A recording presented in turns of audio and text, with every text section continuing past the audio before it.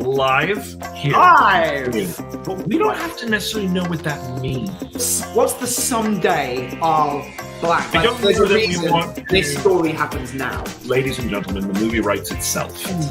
Ooh. I'm still streaming. How do I stop streaming? No! Oh, good afternoon. Good afternoon. You caught me in the midst of admiring my model collection. Oh, well, Camp Crystal Jake. I don't know what that means. It's the lake Jake. from Friday the 13th. Oh, the lake. But it's a play on words because lake rhymes with Jake. Do I have to explain everything to you? Brilliant. Well, hello, everyone. I'm Ben Lustig. And I am Jake Thornton. Hello, good afternoon. Welcome to Ben and Jake Write a Movie, where Yes. we are writing our next spec live. Well, one of them anyway. Yeah, one of them anyway. I'll tell you, this is one of those days where I feel like my brain has been in like 5 different stories already today. Yeah. It's like 10 after 3 on the West Coast. And I'm like, wait, we started off talking about that and that and that and that. Oh my gosh, I don't know where we are. I know. It's so true. As you kind of get to the middle of the day and you're like, wow, we've spent all this time in all these different worlds. Yeah. Yeah. I mean, one of the things I think about being a screenwriter that I didn't really think about prior to breaking in was juggling different projects. Because, you know, when you're trying to break in, you're working. I mean, we were both working 2 or 3 support jobs at a time. Yeah. We barely had time to write one script, let alone try and do 3 or 4 projects at once. And then all of a sudden you break in and it's like, oh, you mean the only way I'm actually going to make money is if I have like 10 things going on at the same time? Well, it's that thing, isn't it? Is when you're working your support jobs, you go, if your script doesn't sell, you'll still have your support job. Yes, true. And when you're just a professional screenwriter, if that one script doesn't sell, that's the only thing you've got. It's like, you don't eat. It's so true. I mean, look, this has been a wonderful experience, but, you know, to all of our viewers out there, like, this is one of the projects we're doing at the moment. Because you have to. There's just no other way, you know. We came up with a killer idea the other day, didn't we? Just a killer idea. No, we're not going to share it. We're not going to share it. No, that's just for us at the moment. Still too early. No, it's super too early. Yeah, we can't. Yeah, no, absolutely. But it was just interesting to be like, and I think what was interesting about that project, and we've experienced this before, we've absolutely had this before, is through the developing of one project, trying to come up with a solution, you come across a really great idea that's not that project at all, but there is an entirely great other story, other movie, other thing. It's happened several times. Yeah, really. And we've had great success with that, or it's just been that new thing that we've written, you know. So right. Yeah. So, you know, we're this spec is truly as we say, it's like this is our next spec. It is. We've got development all over the place, and today was one of those development days, and my head feels fried. And one of the other things that you have to do as a screenwriter is just show up, whether you feel like it or not. Well, what did I tweeted something today. I was reading in my book this morning. A professional is someone who does his best work even when he doesn't feel like it.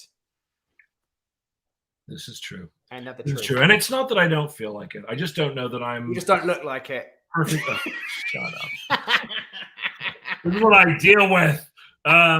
Anyway, we are back. We are back. It's been a few days.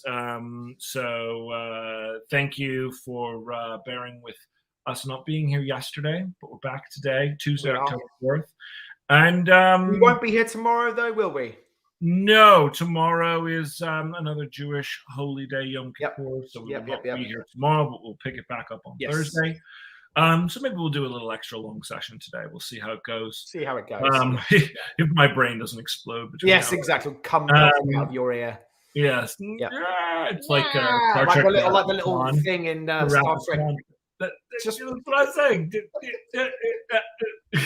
it's not a great partnership. Right. It's like the brain slug in the Wrath of Khan. Exactly. So, why don't you give us, a little recap for those of us? It is episode 15. I know, which is awesome. And I think now that we are in episode 15, I think from a recap standpoint, this is my thoughts. Yes. Is from episode 13 prior was really all of us of our story stage. And if you're interested in watching us crack the story and crack the characters at a macro view, listen to you can listen on Apple Podcasts, you can watch here on YouTube, or even you could listen on YouTube. You could just close your eyes. You can listen on YouTube. But yeah, anything from episode 1 to episode 13 really dealt with that. We are now into a new stage of the script building process. We are. And from starting with episode 14 last week, we began this stage. So Jake, give us a little recap of what happened last week. Oh, it's a blur, isn't it? Well, last week, I think at the beginning of last week, we had a big seismic shift whereby we felt that there were parallels to existing movies out there, that existing movie being Constantine. Yeah. So we wanted to reassess where our story is at. And we had decided essentially to add another character into the mix to jigger things up a little bit. From that point, we've essentially now begun outlining our movie. If you're not familiar with the concept of what we're doing, we are doing essentially it's interestingly become even more Terminator 2, but with a demon and a demon hunter teaming up to save the life of the Antichrist. Right. Yes. So that is where we are up to right now. And we are literally, we have a script document going at the moment whereby we are outlining. So we tend to outline in our script documents so that we can and again, the way we outline is we will, as you will see on the previous episodes, we write scene headings, we write action, we may even write sections of dialogue as well, if necessary. The reason we do that in Fade In or any screenwriting software is so that we can literally copy and paste that into then the script and then build it out from there as the bare bones that we then, the skeleton, if you will, that we build off of. If you were a solo writer, you could literally just write the script inside your outline at that point. Totally. Yeah. You wouldn't even need to copy and paste. You could just start putting in dialogue. Absolutely. It's a really great way that it took us a very long time, years and years of experimentation, bullet point outlines, prose outlines, all the others, and then when we realized that we were just copying and pasting that into we were like screenwriting software, like why don't we just write it in that software to start with? So yeah, exactly. So shall we do a little read through to see where we're up to on that document? Because I to quote Gandalf, I have no memory of this place. So while you're opening that up and sharing your screen, I will just remind everybody you can follow us on Twitter. I am at Jake Thornton, THORNTON. And Ben is at Ben_Lustig. You can find us on Facebook on Lustig Thornton. And there you go. That's where we're at. If you like this channel, please do subscribe. It helps with our visibility and helps us get out there. 100 and something. We're doing great. Guys, just so you know, we are almost at 200 hours of view time. Wow, that's amazing. 200 hours. That's just YouTube. That doesn't even include people who've watched it on Facebook or on Twitter or on Twitch. So I think it's great. I mean, I'm very happy with that. Most of those are probably like 5-minute views, but they add up to 2 hours. Sure do. 200 hours of stuff. So thank you, everybody. Yeah. Yes, do like and subscribe to our videos. Again, just to help. It helps everybody. It helps you. It helps us. Visibility is important. We're trying to get this out there to let as many people as we can join in the fun. Join in the fun. Let's start reading through what we did last time. And so this was basically kind of prologue. Yes, it is. It really is. We're back in time. We're in 1925. Indeed. But this is important to the establishing of our Charlize character, of which we still don't have a name. So we're going to start. We were both supposed to come with names again. I know every time we do that, we forget. It goes in one ear, out the other. Just no idea. She's gonna. It's gonna be the script's gonna go out. It's gonna be like she's called Charlize. Okay, and Zod. Charlize and Zod. We do need to come up with these names. The great thing about this process is that we're just in the outline phase. We're not scripting, so it's okay if we don't have the name. It's more about who they are than what their name is. Totally. You don't even know what their name is, Ben. You don't even know their names. How can you write the script? You don't even know what their name is. Oh, these screenwriters who wrote The Princess that didn't even give her a name. Those idiots. They don't even know their character. They don't even know their character's name. We begin in exterior Chicago day establishing. We do a super Chicago 1925, a description of 1920 Chicago. From that, we drop down into a car. We go interior, exterior sedan day. Zod, driving the Chicago streets, reading the wrong part. Inside the car are 4 what look like mobsters. 2 are men, but interestingly, 2 are women. We focus on Charlize, who we imagine here is in her 30s. She seems the odd man out, but only if you're paying real attention. Zod is driving, looks in the rear view, and catches a glimpse of her face. They pull up into the newly finished Tribune Tower, which we learned had just been built in 1920 something. Yes. Outside, Zod and the crew approach the front doors. They carry bags with them. They're stopped by a security guard.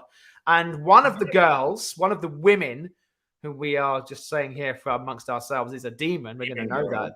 We're not going to know this point, but for the ease of us, document here. Whispers into his ear. He breaks down crying, and they push past him with ease. What did she say? We'll never know.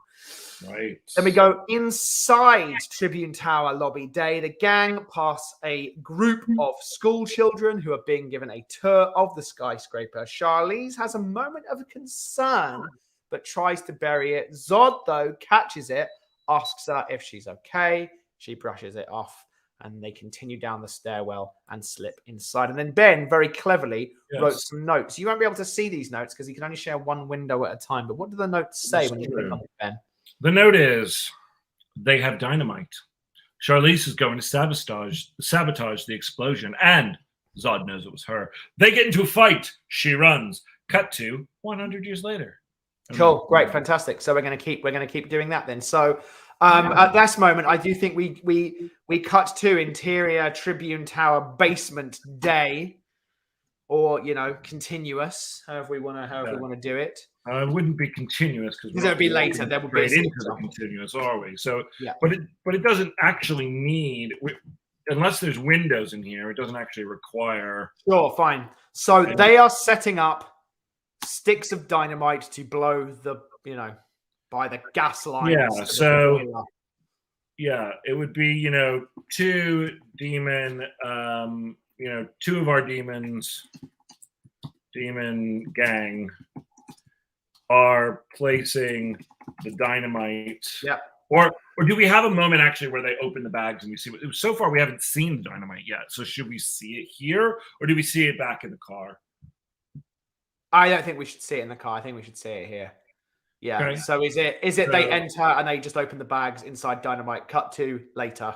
They've set it all up. How about 2 of our demons? So Zod and Charlize keep watch as the other 2 demons open the bags, revealing dynamite, basically. Yeah. Right? Do we have a moment where, do we get a moment of action where, the janitor comes in? Hey, you guys can't be in here. Yeah. As our other 2 demons. That was my best acting of the janitor being killed. Place the dynamite. And again, we don't have to write this perfectly because this is an outline. Yeah. We're going to place the dynamite, and we reveal it for the first time. And then we were going to have a moment of Charlize saying something like, "Did you see the kids up there?" Yeah, sure. Yeah. But I wonder. We have this beat up here. Charlize has a moment of concern, but tries to bury it. I actually think without dialogue, it might work better.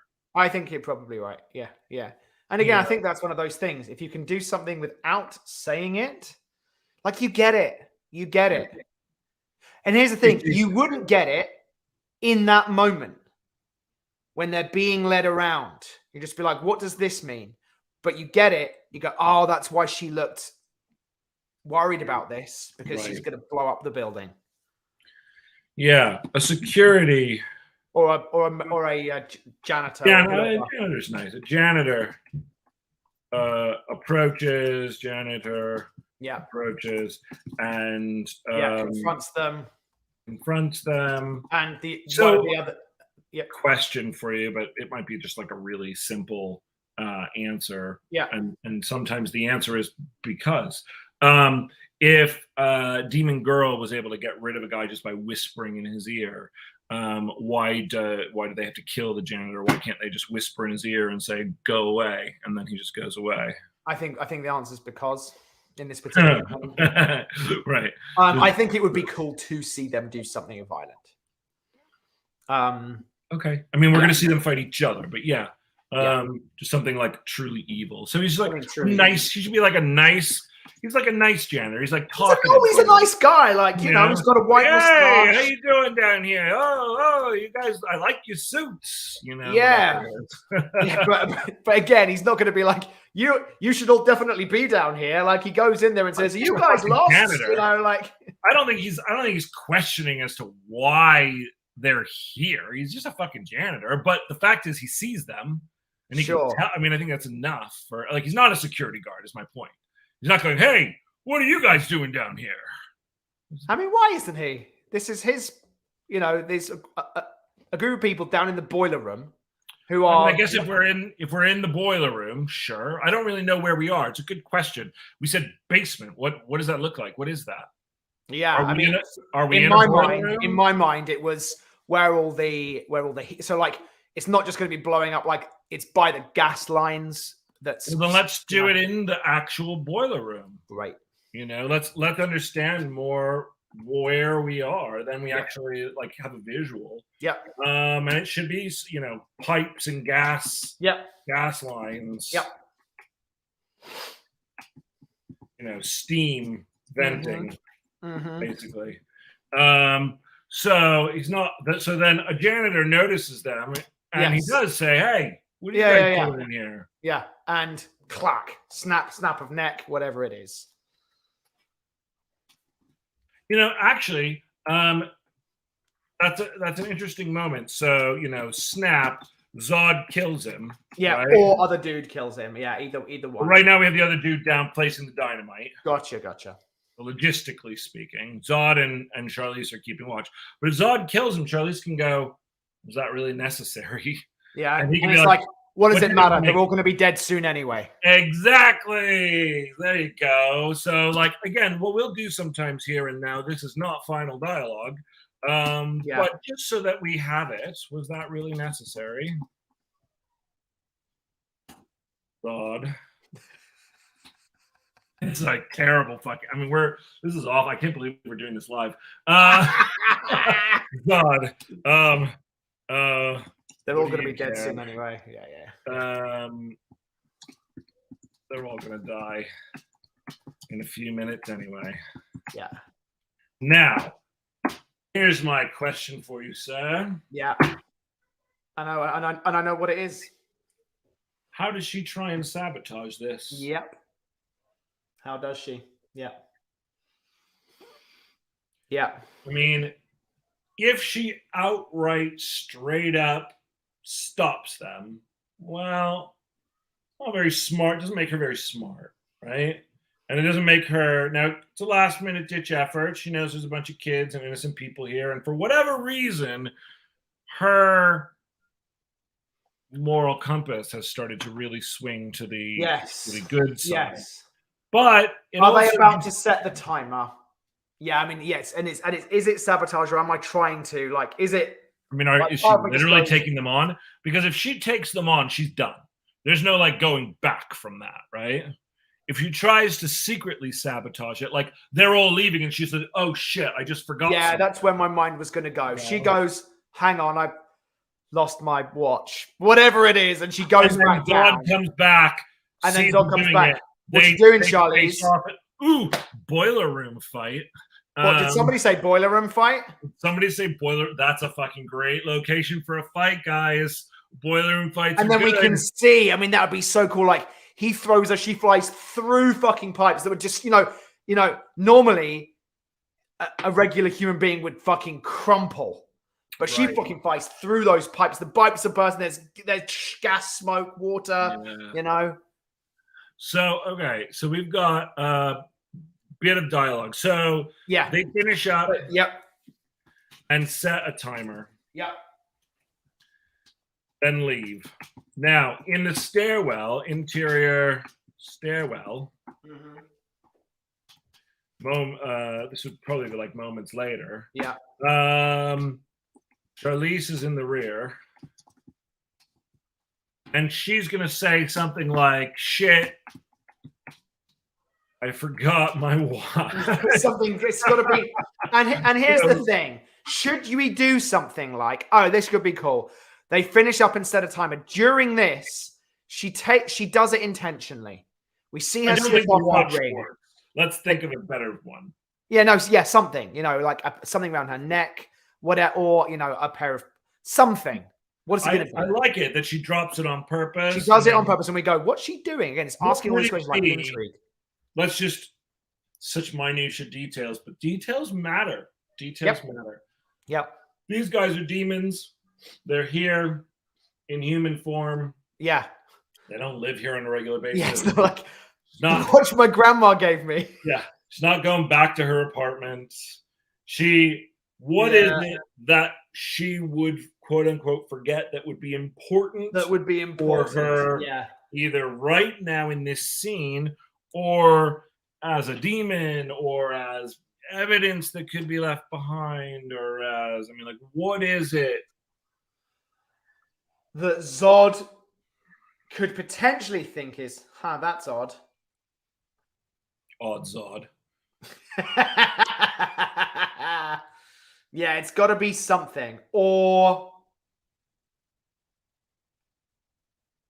does she I mean, do they bring things? Look, it's such a weird lore question, but it's like when a demon comes to the surface from the other side, wherever the other side may be. What do they bring with them? Do they show up in human form and clothed? And when they go back, are they in human form and clothed? I don't think so. They clearly have demon forms. And yet, at the same time, I kind of go, I mean, like, what is life? Again, no one's asking the question. No one is. And here's the this thing. Relationship. Yeah. And it's one of those things where you go, at the moment, neither of them know that we, the audience, don't know exactly what they are. Nope. But on the rewatch and after the fact, yes, are you going to go, why does she have a fucking watch? Why did she have a watch in that opening scene? And it's like, oh, like, I mean, we had talked about, it's not necessary, but we can decide right now about Zod and Charlize having potentially a romantic relationship. You know, is it like, shit, I forgot, you know, the ring you gave me, but then you go like, why does demon give a shit about a ring?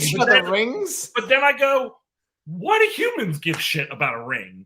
I mean, like, they're still sentient beings. Sure. They can care about anything we want them to care about. I mean, why does anybody care about anything? Because it has meaning to them. So, totally. You know, it's a fucking ring made out of obsidian, and it's the ring that, you know, like, could be. Fine. So up here, so before they leave, Charlize discreetly slips off an obsidian ring she has on her finger.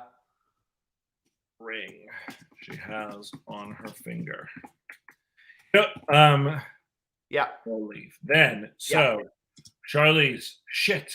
I forgot my ring. My ring. Yeah. Basically, just Zod is like, what the fuck?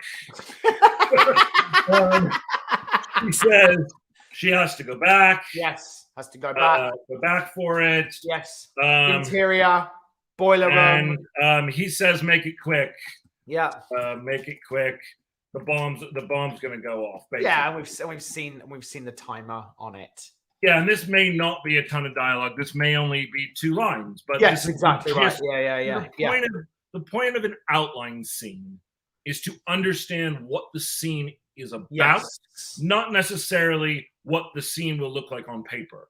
Because ultimately, if you understand what the scene is about, then your goal is to actually condense it into as few words as possible. You know, and some people in their outlines go into great depth and detail in terms of what the tension is in each moment, in each scene. What's the, you know, certain screenwriting books are like, you have to give that in every scene. I don't think we do that in every scene, but in terms of the way we outline, but I do think we inherently in this moment understand the tension that exists. Right. You know? Right.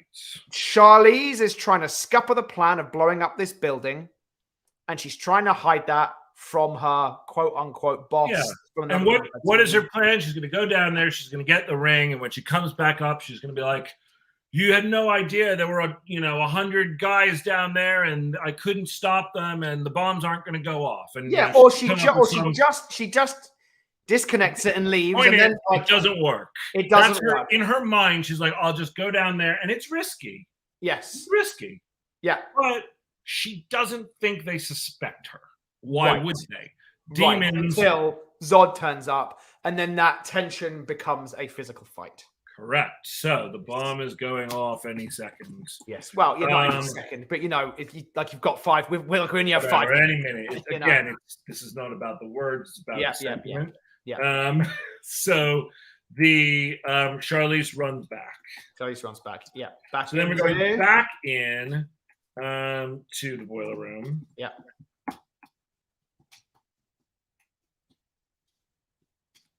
Moments later, she grabs the ring and disconnects the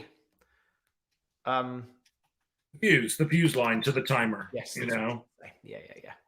The detonator or whatever. I mean, I don't know. Like back in the 20s, what does a bomb detonator with dynamite look like?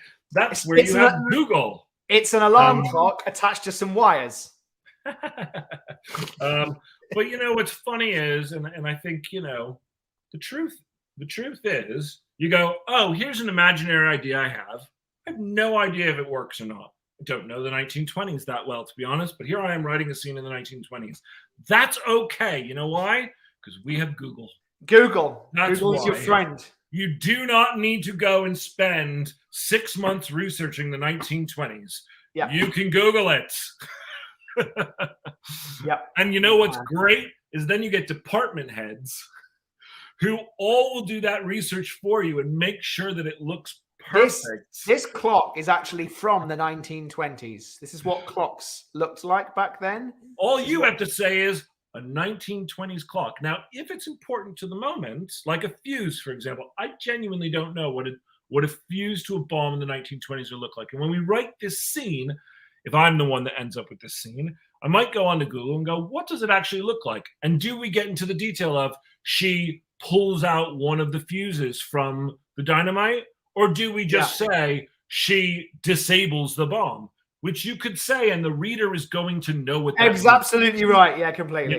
Yeah. I can say in the ring and disconnects the detonator or fuse, whatever you want. Yeah. As she turns around, who's there? Old Zod. Yes, Zod is there. What you doing? What you doing, Charlize? He's been suspecting. Yeah. For some that time. She's been off. Yeah. And now he has proof. Yes. She's going to rot. Literally, she's going to rot in hell. Yes. And fight. And fun moments of smashing through. And it's here we're going to realize that these people are not merely people. Yes, these are not just people. But here's the question. Okay, so I want to make 2 things clear. One, while we write fight here, and we've talked about this in previous episodes, trust me when I tell you that when we go into scripting, which will be the next stage of this process, that word fight will probably be 2 pages long. Yeah. But secondly, it'll be fun. Yeah, we'll just keep saying fight, fight, fight, fight, fight, fight, fight, fight, fight, fight, fight. Continued fight, fight, fight, fight, fight, fight, fight. But the question that I have is, how much do we give away? Do we just show them as supernatural humans? I think we just show them as supernatural. We can see that there is something other about them in the fact that they don't get knocked unconscious when they fly into a wall. When they go into monster mode, like fighting, for example, there is no physical transformation that happens when they. And again, I think we keep it. I think we keep our budgetary concerns on this now. The other version though is, she fucking I had part of a vision which was she throws him into the fucking boiler, into a gas line, and scalding hot fucking water hits him, and when he comes up, he's partially transformed. But that's total Constantine ripoff. Okay. Exactly what happens in Constantine with Holy Water. There you go. Exactly. Great. So let's not do that.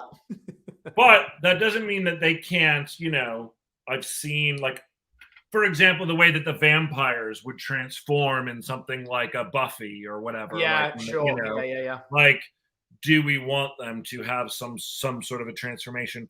I'm leaning towards no. I'm leaning towards no. But I want some kind of visual. I want some kind of visual cue that goes, there's a specificity about this that isn't just two superheroes fighting out of the bottom of a basement. Yeah, or even just 2 people and they just happen to be really fucking strong. Like, what is the visual cue that makes me go, oh, there's a darkness here? Like, the demons are different. There's something specific about them, And, we go with the whole, I've seen the glowing eyes thing a million times, but the thing about the glowing eyes, which is nice, is that I get it.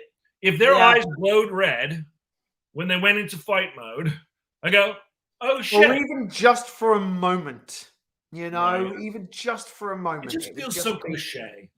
I hear it. I do. Is there something else? Is there something about their shadows? Or, as we've talked about in the past, the reflective surface of a mirror. Like, is there a shot, for example, and maybe this is giving away too much, so I apologize because I know you want to hold the reveal. But, like, if we're in a boiler room and all of a sudden a pipe breaks and then there's water, do we get a reflection in the water and we see a demonic form in the reflection? You see, here's the thing. When they beat the shit out of each other and they survive, and then we cut to 100 years later, I want to know why. I'm still watching because I want to know why. I feel like there is then this mystery that we're leaving for the audience to uncover. Sure. A bit more. Probably for what, like 5 minutes more? Probably for at least another 5 more minutes. Because, I mean, we're going to get to her being a demon. We're going to have to know she's a demon pretty soon, right? We are, because I think we're going to get to know she's a demon. I think when she goes to Hank's, I think that's going to be... No, because you're forgetting the conversation we had. She's going to go to Sam first. Oh, yes, that's right. And she's going to have to be given the mission or figure out, we're going to have something. She's not given a mission by an angel anymore. No, she's not, yeah. But she's going to have the moment with the demon in town, and she's going to grab him and go, if that's still something that we're doing, I don't definitely, we can speak, there's been lots of conversations since that moment. So that is definitely a version we can do. I mean, that's not one that we've cut yet. It was that's how we just discovered that the demons were being more reckless and coming up to Earth. She grabbed one before she kills it. And she's like, and the guy's like, I don't know that I need that scene if I've had this scene. But anyway. Well, but this scene doesn't give us anything about the prophecy. All this what I'm saying. This only shows what demons did in the 20s and why she's no longer with them. It doesn't give us anything about our current plot. It will. And we will need to have her, because she is going to be, quote unquote, on her own, someone to talk this through with. I got to be honest, I'm okay with knowing that they're demons in this opening scene, because that's the concept of the movie that I'm going into. this woman is our hero, and guess what? She's a fucking demon. So then can we keep it as minimal as possible? Oh yeah. We're not going to see them completely, but we might just, you know, in the reflection of the water on the ground, you'll see that they don't look like their human form. And you won't fully make it out, but you'll be like, oh shit, what the hell is that? Water pipe breaks. Yeah. And in the reflection, and it's dark in here, you know, in the dark reflection. Yeah. We get just a glimpse of their demonic form. When you're saying demonic, but we've been spelling demon with an A the whole time, do you go daemonic as well? You do, but that's okay. Whatever. That's yeah. You know, one of those foo-foo things. I like it. I'm kidding. Glimpse of the demonic form. So ultimately, what's the outcome of this fight? Obviously, she's going to. Zod's going to probably injure her in some way, but she's going to manage to get the better of him. She runs up the stairs. The other two demons are there. She's going to fucking push her way through them, basically. She's going to get out and disappear out into the city. Yes. And they're not going to be able to find her. They're all going to be looking. So she gets so point being, she gets the better of him, leaves him either unconscious or trapped beneath a pile of rubble.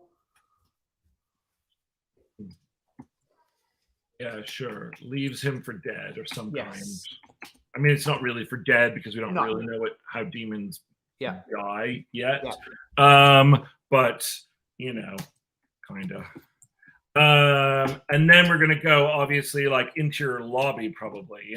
And then she's going to, like, force her, you know, she's going to show up out of the stairwell. They're going to go, where's Zod? And she's just going to go, bam, like, punch one of them out and make for the door, you know? And run out. And we're not, lobby, you know. And is there something like, the fight, like, she disappears into a fucking crowd of people. They come out, they're looking for her, they cannot see her. And then 100 years later, the status quo is still the same. She's not found by them.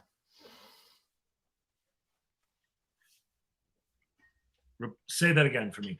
100 years later, what are we seeing? What is that visually? What are you saying? The visual is she disappears into a crowd of people out in the streets of Chicago. Yes. And then we cut to 100 years later, but not in the streets of Chicago anymore. No. Yeah. No. Just now the status quo is still the same. She's disappeared and she's not been found by them. And where is she now? She's wherever she is. Right.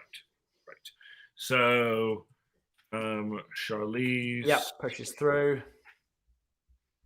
Runs out of the stairwell. Demon friends. Say, where is Zod?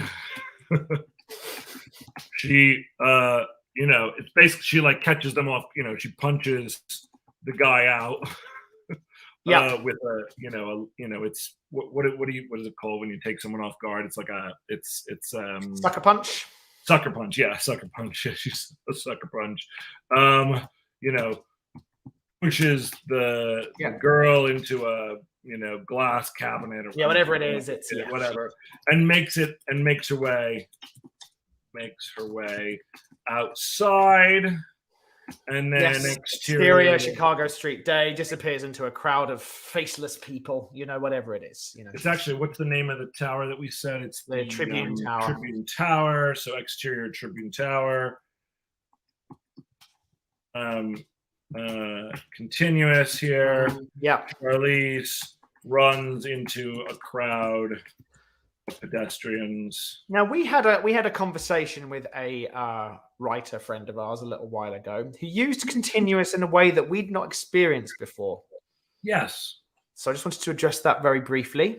We read a script by someone whose script we'd like enormously, and there was moments where they would use the word continuous for a scene that took place 10, 15, 20 minutes, half an hour, you know, movie time-wise, after the previous scene. And we asked them... Or in a completely different location, in completely different locations.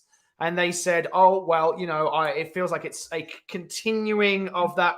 So, for example, if it was like, oh, holy crap, I've forgotten my keys. Jake At Starbucks, Jake leaves his home, cut to interior Starbucks day. That's not continuous. Correct. It's a separate location, and nor does it continue the movement or the flow of the scene. However, oh shit, I forgot my keys. I left them at Starbucks. And you're already in the Starbucks parking lot. Yes, if I was in the Starbucks parking lot, Jake gets out of his car, walks back into the Starbucks. That's continuous. That's continuous. Yes. The scene is continuing. A scene is continuing. Exactly right. Yes. But in reality, if it was, oh no, Jake in his office, I forgot my keys at Starbucks. You would just do complete new scene location, interior Starbucks day, whatever. And let's just be clear again, because I always want to just caveat this with, there's no real rules. We decided, and other writers as well have decided, that is what makes the most sense. Yes. I have seen people who use, and I know writers who use the slugs, and they say same time. Yes. We don't do that. At one point in our career, actually, we did use things like same time. Yeah. I don't mind it. It doesn't like crazy bother me, and yet I also don't think it's needed. Yeah. So it starts to add an additional thing that I don't think is. Oh, have I lost you? Simultaneous. So I lost you for a second. Can you just repeat what you said? Yeah, you froze on me as well. Hopefully we didn't freeze for our viewers. So, simultaneous is another one. That can be useful. Yeah. Potentially. But there are different people that use things like moments later and later for different things. I just put in a moments later above. Now, the reason I put this moments later in is because I'm with Charlize, and then I'm with Charlize. We're also in the same general location and continuing the same scene, only moments later. It wouldn't make sense if I was cutting to the janitor to say moments later. Sure. Yes. It's not the same action. You'd be following another character. Yeah. And these things, there's different reasons for slugs. And look, you go on Screenwriter Twitter and there'll be a bazillion arguments over slugs. So I don't want to belabor the slug line argument. But there's two primary reasons for slug lines. One, to help the reader read a good story that feels like it flows like a movie. Yes. And then two, to help the filmmakers with planning out that movie. So in this set thus far, we need a boiler room, we need a stairwell, and we need a lobby. We've got to make that. Correct. And part of it, when you say day or night, has to do with the lighting. So you're helping the cinematography, the grips, the gaffers, whomever, the lighting department. You're helping everyone figure out, how are we going to set this scene. If you say continuous, to me, you're continuing the same scene, which means, now in this particular case, you're going from a lobby outside. You're going from an inside setup to an outside setup, but the time of day hasn't changed. So whatever light is coming into the tower at that moment in the interior lobby is going to be the same kind of light that's going to be outside. Nothing massive has changed at that moment. So you have to continue that look and feel. But from a reader perspective, it also brings us quickly through, and I'm reading it, and it's like I'm with Charlize running outside, continuously going into the crowd of pedestrians. Yeah, totally. So it feels like there's movement. Yes.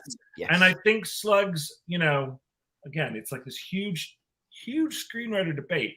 It's almost strange to me.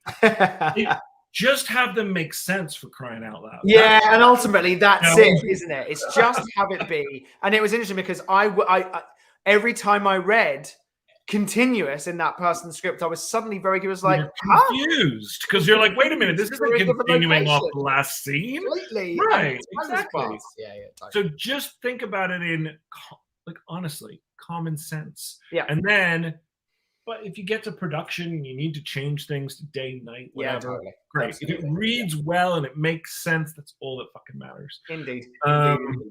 So, okay. So at this point, then it's going to be cut to. Yeah. So where are we going? 100 years later, or however long 100 years later. There's a couple of options here, and I've been thinking about this, right? We talked last week about setting up Hank separately, not necessarily when Charlize meets him, but as his own character in his own place, in his own time, with his own problems and his own, and being a demon hunter or a former demon hunter, and kind of understanding that in Act 1. Yeah. There's a version whereby we cut from her in the 1920s and we cut to 2023 and we're with him. Yeah, there is. I think or with Sam, because we had to set up her ordinary world as well. We have 3 main setups in this movie. We have to set up what's called the ordinary world for our 3 protagonists before shit kicks off, right? Yeah. It's like when you cut away to Sarah Connor and she's waiting tables, you know? Like, the other plot is still happening in the background, but we're not worried about that right now. Right now, we're looking at Sarah and what Sarah's doing, you know? Yes, but we know why we're with her. You know, we're not just cutting into a waitress's life, because we have had that they're looking for people called Sarah Connor. So I understand when I meet Sarah Connor in the first Terminator that, oh shit, she's a Sarah Connor and she must be the Sarah Connor who they're after. So it becomes... Yes, in that case, that works really well, but I don't think that's required. When you cut to Kyle Reese, you don't know who he is. You just know he's another dude who just landed in our time. And you know... Completely. But you started off with the Terminator and he's arrived, and then someone else has arrived. And you go, oh, this person is like that. You know, they're also here, and what are they doing? Yeah, it's tied to... It's plot related. When you're with Kyle Reese, you're like, here is someone who is, again, it's like, do you know that they've traveled through time? No, but you know something weird has happened because he's just arrived in a weird fucking electricity storm, and then he's here and he's naked. Sure. Like, there's something untoward going on, and I'm like intrigued by it.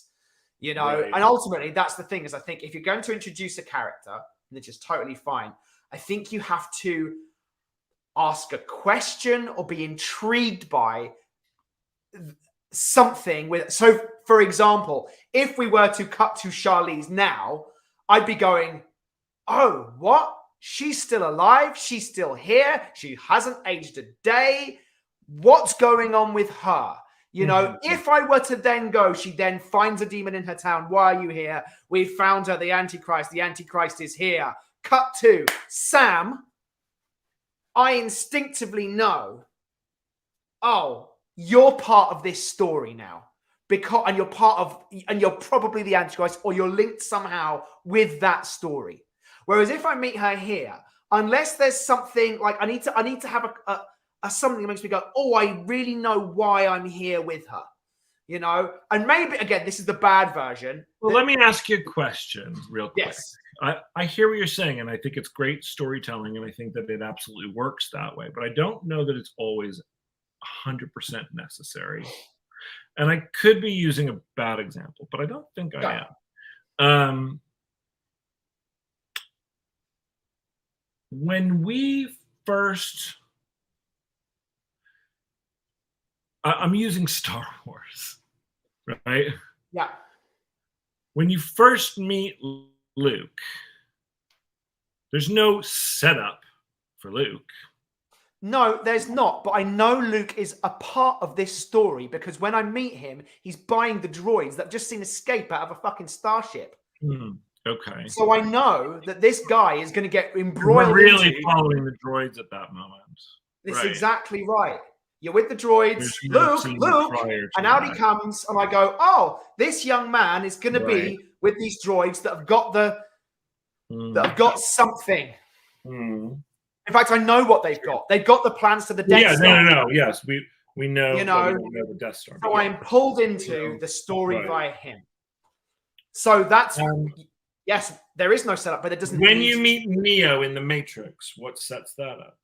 So you have seen in the opening moment, you've had a whole thing with I'm just trying to remember. You've had that opening moment, and you know that there is a world, or like they're watching him. Wait, is this line secure? And then we go to him, and when we meet him, he is asleep at his computer, and we're seeing on his screen stuff. He's running a search. Then on the screen it goes, knock knock, Neo. Follow the white rabbit. Yeah. I've seen this thing happen, and then I'm with something. It's like I don't just meet him at work, and he's just doing his office job, and he goes home for the evening. There is a mystery presented, and I go, what is Neo to do in this? And there is something there that I want to. He's following the white rabbit, and then there's a woman with the white rabbit there. Well, yes, in that scene, you set that up, but you don't set it up prior to that. No, you don't. No, but it is in this. So it's not like Trinity goes, I found Neo, and then you cut to Neo. Totally. And if you are going to, if we are going to introduce Sam, I need to have something in this. I'm not saying no. I'm just saying you need to have something in the scene. If we're going to start with her now, that makes me go, oh, you're part of this story somehow because blank. You're part of this story somehow because your name's Sarah Connor. I know people are hunting for Sarah Connor. Now, like I said, if we went to Charlotte, I still think that the better cut is we go to Charlize. You know, I think that's the better version. We jump to Charlize. I'm right. I'm trying to work out in my mind how we meet Hank. I'm not actually. This deep in the. We've got a bad internet connection. You're cutting in and out on me. I don't know if it's going to be on the stream or not, but I can't actually hear what you're saying. Yep, I seem to. Yep. Yeah, I think we are experiencing technical difficulties. This is the joy of streaming live, doing the show live. Yeah. Is what it does say. Connection is unstable. Can you? You're cutting in and out. Yeah, unfortunately. Yeah, and now I've lost him. So I'll just do me for a second. So as you can see, you know, this is when you get into the creative back and forth. And it's through this creative back and forth and the disagreement. Again, it's not like violent disagreement. It's like, oh, you know, I think it should be this. I think it should be that. And I've talked about this a little bit in some of the previous episodes. When you have those disagreements, you go, oh, I think it should be this. You are forced to look at why you think your idea is better. And then through the talking through of why you think your particular idea is better and why you think your idea is the way forward, you come to greater and better ideas. So that is what we are doing right now. And as you can see, but we still don't have Ben, unfortunately. It does look like we have lost him temporarily. Anyway, I think basically this means that that my idea wins because he's not even here. So there you go. So maybe we will wrap up our show today. We're only at 53 minutes, but oh no, he's jumping back on. He is jumping back on. Can you see me? I cannot seem to figure out why my internet connection is unstable. I'm sorry for the technical. Hey, we're all a little bit unstable sometimes, Ben, and it's okay. It's so weird because it's not. But it's okay. It's working right now. It's good. I mean, I riffed for a whole minute then, and honestly, I think I did pretty well. Good riffing. I'm trying to prioritize this device. It's what you guys I was talking about this element that we talked about in the past, which is when you both have, you know, it makes you work through. It makes you work through the answer when you are having different creative visions or different ideas about what certain things are, and you ultimately do just find the best way through, you know, quote unquote arguing your case, or you realize that your idea isn't the best one. you know. In this situation, I 100% am with you about cutting to Charlize. My instinct, though, is to try and introduce all three of our main characters individually before bringing them all together. And so what I don't know is how to get. I'm actually thinking like 3 steps ahead, so I apologize. But I'm thinking, how do we get to Hank? Yes, because I understand the very clean way to get to Sam, but I don't know how we get to Hank. So right, my thought process on that is this: there is some kind of sign and or symbol that has happened, which is part of the portent that the Antichrist is coming. I've joked in the past, the donut shop gets struck by lightning, and it's on the news or it's on YouTube. We're with Hank. By the way, Jake changed the page to Thornton and Lustig after you dropped. Oh yes, there you go. Very funny. But anyway, and that something happens again. Oh, we've lost him again. Oh dear, dear, oh dear. Yes, Chris, I think I should be Thornton and Lustig. Exactly. Yes, taking over. No, we do it in alphabetical order. That's the reason why. So there you go. We lost you again momentarily, Ben. I don't know what's going on. Today is not a good internet day. It's weird, isn't it? Don't worry. It happens to the best of us.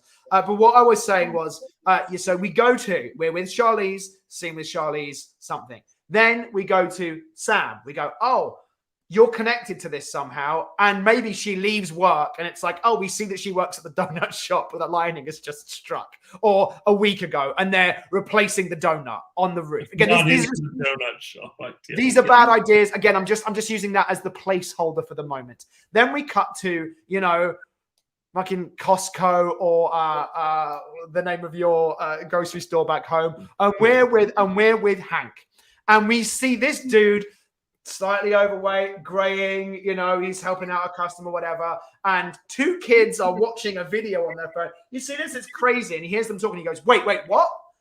Yeah, it's, you see it struck the donut shop. And there's really, and there's a video of it. And he grabs the phone. He's like, holy shit. And when we know he's all part of this too, we don't know why, we don't know what, but he's alerted by the fact that this thing has happened.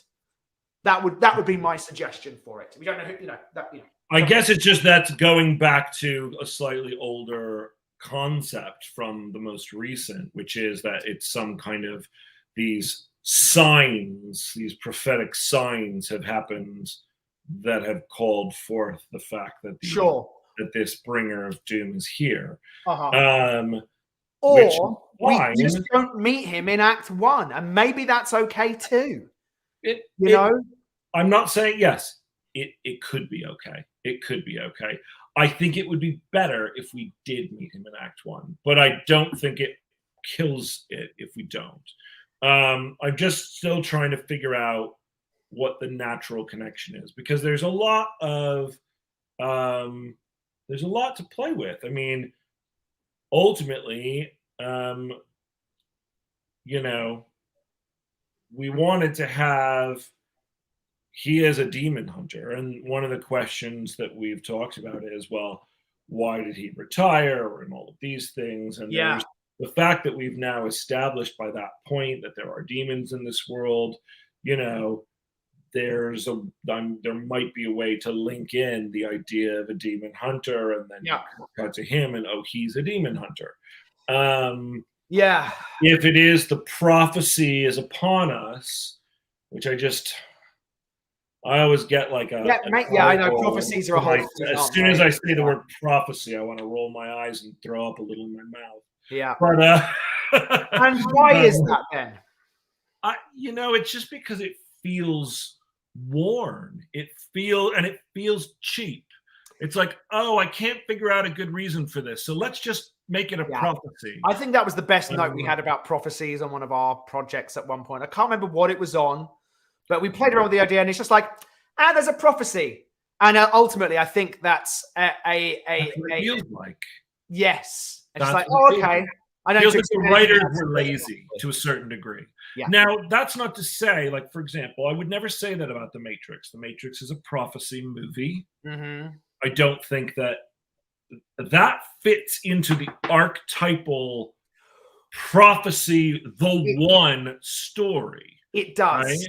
But what The Matrix does so well in it is that in the midpoint of the movie, just after the midpoint of the movie, when he goes to the Oracle, she says, "You're not actually the one."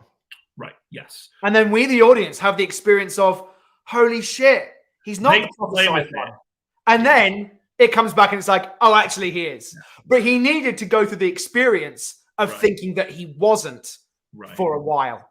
Yeah. You know, so they do play with it. Exactly right. Yeah, they play with it in a fun and fresh way. I mean, you know, look, the truth is, if you really dissect great movies, there probably aren't that many that use the one style prophecies. Sure. It just, they feel the ones that have influenced popular culture so much. So much. It's just the lazy, so much lazy trope. that every time I see another one, I go, really? Really? There is a prophecy. Really? There is a prophecy. Well, here's the thing. If we do introduce Hank in Act 1, I just need to know in some way why I'm watching him. Yeah. Is there a mystery? Is there intrigue? What's this about? Why? You know, has he got on his wall at home? And again, this doesn't work with what we're talking about, but pictures of Zod and Charlize or whatever throughout time. And then I go, oh, you're linked to this. You're going to be linked to this somehow. So the pictures on the wall, yes. The Charlize and Zod, no. Right. The Sam, yes. So, but then I think he's actively involved in it.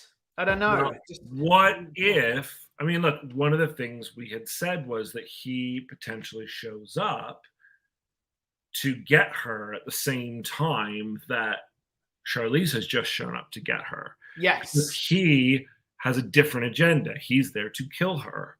Yes, that's what that works too. Has he also seen the rise of, like, we don't need to have been with him when this happens, but imagine that he's a fucking demon hunter. He's seen a couple demons. He also had a run-in with a demon who said the fucking Antichrist is here and you're fucked and humanity's fucked.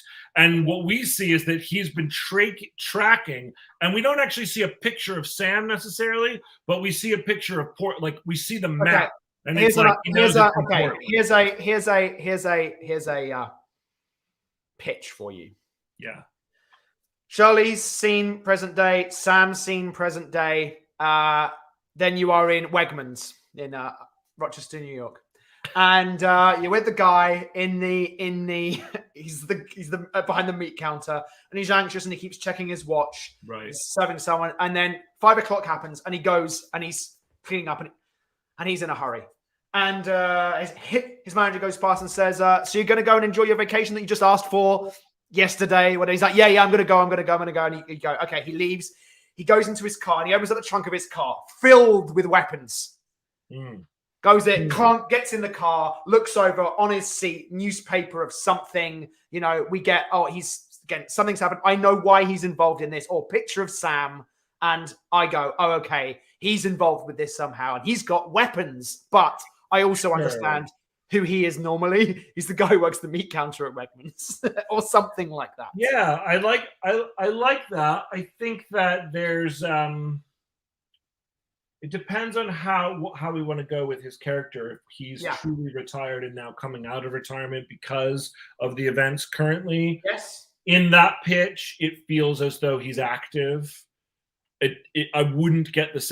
It would feel like just Wegmans was his day job and his cut was how he paid the bills. I agree. Not that he's retired, left the gig, and now has come back because the Antichrist is among us. Yes. You know, so I wouldn't get the specificity of that. Sure. But I like it. I mean, if it was he was retired, which I do like. I like the concept, and that he doesn't do this anymore. I need to see him or learn something at some point in his scene, and then him start to act on it. Like if it were the version of it that I just pitched out earlier, whereby he sees there's something on the phone, the next scene would be him going to his manager and saying, "Yeah, my mum's sick. I'm really sorry. I need some time off like straight away." And he's like, "Well, okay." And then I see this, he cares about his day job, but also he's going to go and somehow be involved in this story that we're creating.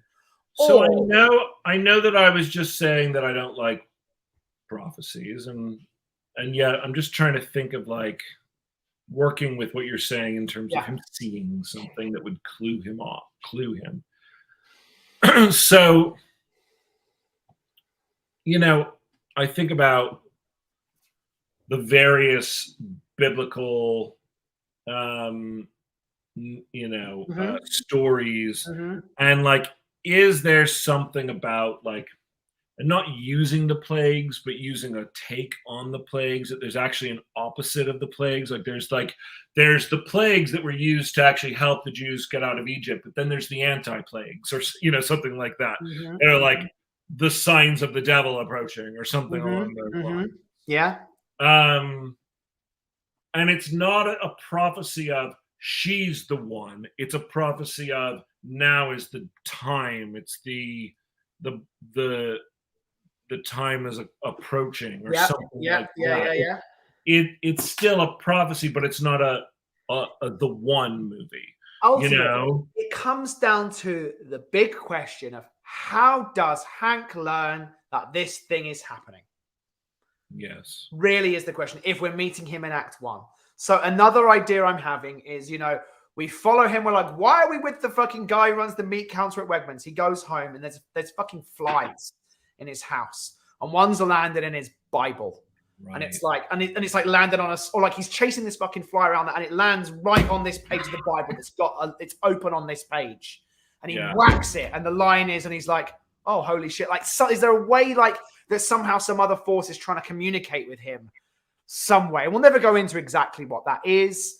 I don't think it's necessary, but there is something going on that is making him go, now is the time. Something like that. That's where my mind goes with it anyway. Yeah, I think there has to be. Yeah. I mean, there's a lot of questions that I have about Sam, and maybe that's part of the digging into this process now is, and this is funny how it's like, it's the constant going back and forth from outlining to deepening, to outlining to deepening the story. The outlining process brings out questions, and the questions turn into, okay, we got to fix this and maybe change the lore, do this. Right. And just the question of, well, okay, we're going to Charlize next, and then what happens to her immediately makes me go, again, it's well, how do the demons know? And why do the demons not know who it is? And how does Charlize find out who it is, but the demons don't know who it is? Yeah. I'm immediately starting to ask all these questions, like, great prologue, cool. Demons live among us and try and blow shit up. Great. And they live, and she's by herself, expelled demon. Okay, cool. But how are we going to get into? It's a really good question. It's a really good question, because if the demons know where she is, why haven't they done anything about it yet? Totally. Yeah. Totally. Why aren't they guarding her? Why haven't they kidnapped her and used the hallucinogenic powers on her now? Yeah. What are they waiting for? Yeah. Yeah. Which leads us back to the concept of, is there some kind of series of signs that Charlize puts together to make her go? Why does it lead us to her, to this one specific person? There's not going to be a sign that gives us her address. No. And in the original concept, as we talked through it, I'm just going to put us full screen at the moment. As the original concept, as we talked through it, it was an angel came to us and said, "Here's the person. Go and get her." And it made that very clean. Because totally. Yeah. But I am thinking that taking the angels out is a good move. Yes. Probably. So that being said, how do I locate the person who could be the bringer of the age of darkness? Yeah. And that is the question that we will probably leave today on. Yes, I agree. How do we? Yeah, and we might mull that. We're going. I think we're coming back on Thursday, aren't we? On Thursday, I think we'll continue. Like let's think on that and think about how does, and it's for Hank, it's for Charlize, and it's for the other demons. Yes. How does like what is the homing beacon that is on Sam? What is the thing that is pointing everything to her as a specific person? Not like you could have the general location, but then once we get to the general location, it's not like they can just look around and go, "Oh, that's her." Like what? No, is absolutely it? right. That's her. Completely. That's the girl. Yep. You know. Yep. And the irony is that in the final scene of the movie, we realize it actually wasn't Sam. It was someone else who worked at the donut shop. It's not a donut shop. It's not a donut shop. And then that's the sequel. That's the sequel. Yeah. Great. Good stuff today, Ben. Really good. Yeah. Sorry I kept cutting in and out there, folks. It's inexcusable. Yeah, technical difficulties and all. Well, thank you so much for joining us, everybody. Don't forget to like and subscribe. I kind of hate myself that I have to say that, but it is true. Yeah. Well, you do a good job saying it. No, please subscribe to our channel. It does help with the algorithm. And continue to watch us. And if you haven't caught up on the previous episodes and you want to see how the hell we even got to Sam, go watch the Sam episode. All right. Thanks, everyone. Bye-bye. Bye-bye.